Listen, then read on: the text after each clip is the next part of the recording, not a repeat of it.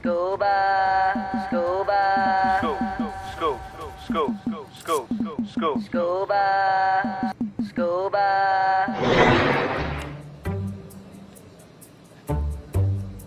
Now the police are trialing unmanned drones which are equipped with weapons for specialist operations.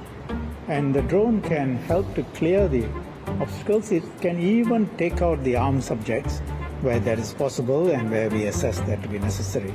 Let me give you another example. Today, SPF showed me a very impressive demonstration, a jet manpack that our operators will use for boarding. It's essentially the person flies, what you see in the movies. He flies from the launch place onto the vessel that's a target, carrying his weapons. And they've been, a number of officers have been trained in this. And after he lands, he provides cover fire while the others are coming through, say, the boats, assault boats.